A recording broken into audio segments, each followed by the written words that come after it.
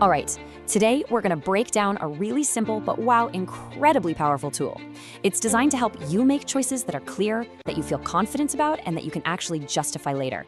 It doesn't matter if you're leading a team or just trying to figure out your next big move. This framework is going to help you cut right through all the noise. Let's get into it.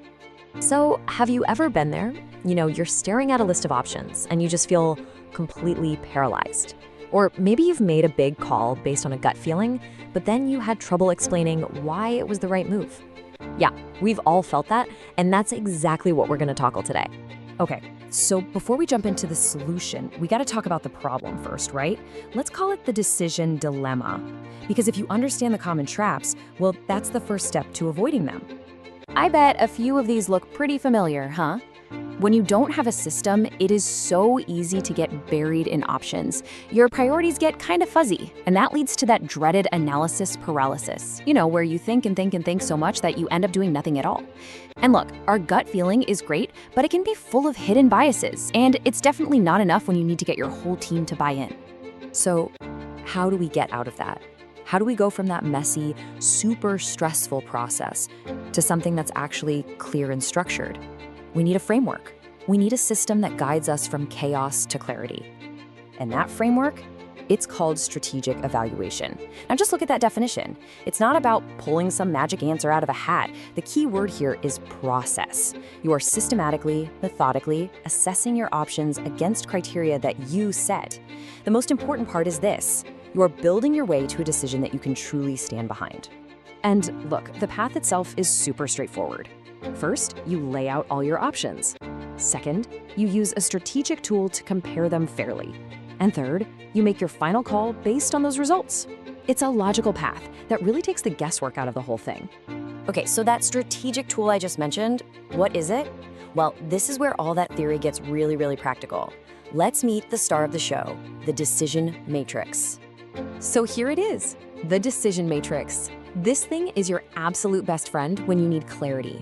It's just a simple grid that organizes all the messy, moving parts of a tough choice into one single view that's easy to understand. Seriously, think of it as a scorecard for your options. All right, before we actually see one in action, let's just quickly break down the pieces. You've got your options. That's pretty simple, right? The choices you're looking at. Then you have your criteria. These are the factors that actually matter to you, like cost, or maybe how easy something is to use. Then come the weights, because let's be real, not all criteria are created equal. After that, you've got the scores, where you rate how well each option stacks up against each criterion. And finally, the total score, which just does the math for you. And this is what it looks like in its most basic form. Just by laying everything out in a simple grid like this, you force yourself to evaluate everything systematically. This one simple act helps you fight back against things like the halo effect, where you fall in love with one great feature and totally ignore all the red flags. It's clean, it's organized, and it turns a really complex choice into a simple math problem. Okay, enough theory. Let's get our hands dirty. We're gonna walk through how you actually use this thing, step by step, with a real-world example. It really just boils down to these 5 steps. You list your options, you define your criteria, what actually matters, you assign weights to show how much each one matters, then you score each option fairly, and then you just let the numbers do the talking and calculate the totals. It's such a beautifully methodical process. Okay, let's put this into practice. Imagine we're choosing a new software. See here? We've decided cost is the most important thing, so we give it a heavy weight of 5. Ease of use is next at 4.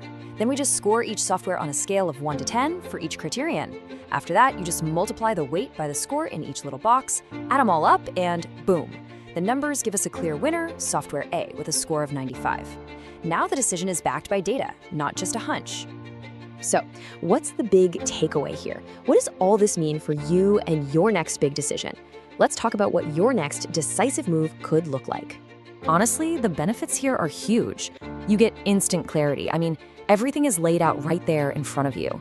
You gain confidence because your choice is backed by a logical process, not just a feeling. You have a built-in justification that you can easily share with your team or your boss. And maybe most importantly, you get efficiency. You can finally break through that analysis paralysis and just move forward. I really love this next thought because it just captures the whole idea so perfectly. Clarity isn't something you just stumble upon by accident. It's something you build, piece by piece, by figuring out what matters, and then fairly judging your options against that standard. So as we wrap this up, I want to leave you with a question. A challenge, really. Think about a choice that's on your plate right now. Maybe it's big, maybe it's small. What's the first important decision you're going to use this on to make your life a little simpler?